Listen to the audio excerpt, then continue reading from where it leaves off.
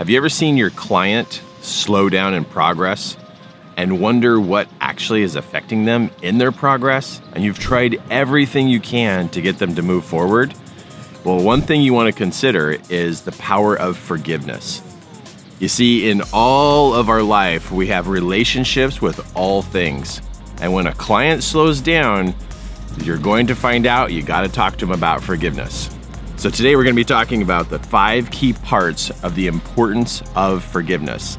My name's Kirk Duncan. I've been doing trainings now and coaching now for over 18 years, and I want to help you as a coach, a guide, a mentor, to be able to understand people at another level so that you can help them keep their progress and keep their momentum going. So, forgiveness. What a huge topic, right? It's just a huge topic that most people don't study. In fact, over the years of holding my live seminars, I've asked audience after audience after audience to raise their hand if they're currently reading or have recently read a book about forgiveness. And out of 1,000 people, maybe I would see about 20 people would raise their hand. And it was shocking because really, if you really think about it, forgiveness is a very, very top level conversation and a top level topic because it has to do with relationships. And why is this such a big deal? Well, relationships are everywhere. I have a relationship with my house. I have a relationship with my vehicle. I have a relationship with money. I have a relationship with time. I have a relationship with every single person in my life. I have a relationship with myself. It's a connection. So these relationships and connections are all over the place. And when we have some disconnect between us and other people, or a low connection between us and other people, that's going to start to affect and influence your particular amount of energy and motivation. So when you're working with clients and clients are not moving forward, something you seriously need to consider is stopping whatever else you've been talking about and start working on the conversation of forgiveness. Because you're gonna find literally 9 out of 10 people have no idea how to forgive. They don't know the steps, they don't know how it works, they don't understand the complexity of how to change their mind and change their heart to actually forgive the person. They don't know. Because you know what happened to us when we were kids? When we were kids, we were taught to say, I'm sorry. The other side of it is we were taught to say, I forgive you. But we have no idea the rest of the psychology of forgiveness. And so as we become teenagers and young adults and we grow up, we actually are not really truly doing the work of forgiveness. And even people who go to church, they don't even really know how to forgive. In fact, most people I talk to are shocked to find out what those steps actually are and how to use them. And they're also shocked when they find out how good they feel after they go through the process of forgiveness. We all have people to forgive. We have so many situations where we have been wronged by somebody in small ways and huge ways, but we've all had difficulties, irritations, all kinds of things happen between us and another person. And so it just goes to say that we have a past full of people that we could forgive. And then here's the big one. What about even forgiving ourselves? What about that? I mean, talk to people and ask them and say, hey, do you know how to forgive yourself? And they're gonna say, I have no idea. I have no idea how to do this.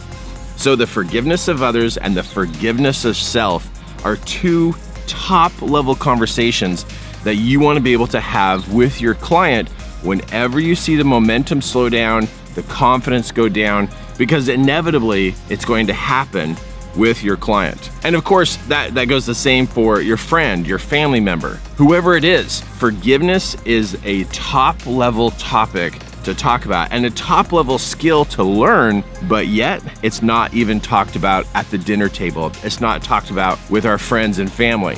It's just not. Mostly what's talked about is what we're irritated by, what the person did wrong, but we're not really focusing on forgiveness. So I see that a very important thing to look at with your client, and don't even hesitate to bring up forgiveness. Because when I see one of my clients slow down even a little bit, I say, hey, you know what? We need to talk about forgiveness. Who has wronged you in the last little bit?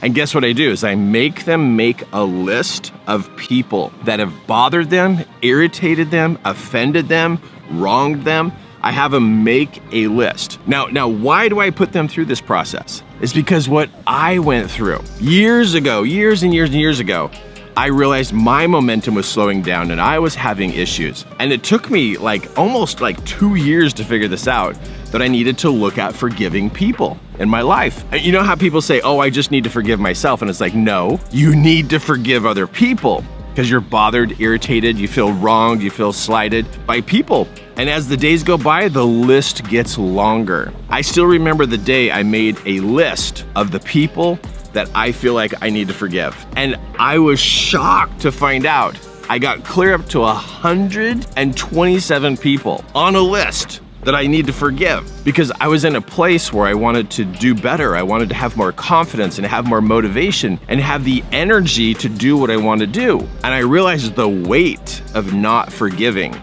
weighs on your soul, weighs on your heart, weighs on your mind, and it disrupts everything. So my clients, I have them make a list of people who have irritated them, wronged them, bothered them, anything, to get a list of people so that we can start working through their forgiveness process with people. And literally, I take time to train them on how to forgive. Of all the coaching skills you could ever teach somebody, of everything, you seriously need to consider that forgiveness is the number one topic you train them on, the number one skill, because every day that goes by, there's going to be somebody that they have some friction with or have some issues with. And if they don't know how to forgive, what's going to happen is you're going to coach them, they're going to get to a particular part in their life, and then guess what happens? They actually can't move forward, even after all your coaching. So forgiveness is a humanity thing.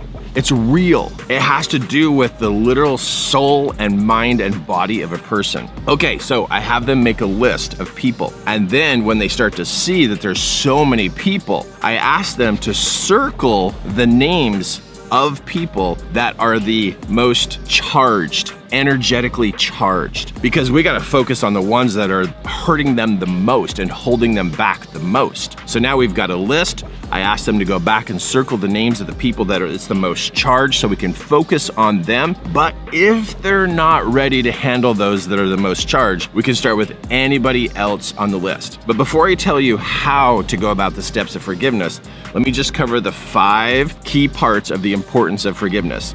Number 1, it affects motivation. Number 2, it literally directly impacts a person's confidence.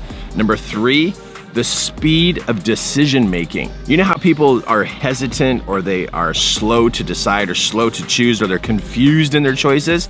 It's because they have relationship issues. And so it affects the speed of their choices. Number 4, it's difficult to meet new people when you have issues with past people. So if you're an entrepreneur or you're trying to expand your horizon with new relationships, it's going to be hard to do that because there's a past full of issues with people. Your brain is not going to want to meet new people. Okay, number 5, it really seriously blocks inspiration. When you don't forgive people, you start to create this crust or this level around you, and it's tough to get inspiration from God because it has to get through that crusty edge. And then I'm going to put number 6, even though I said 5, but number 6, a lack of forgiveness is slowly going to kill you. I'm not kidding. It slowly will continue. Now, how do I know this? I know this because it happened to me. What happened was I had so many things going on, so many issues that I was facing, and it had built up that caused me actually to go into depression.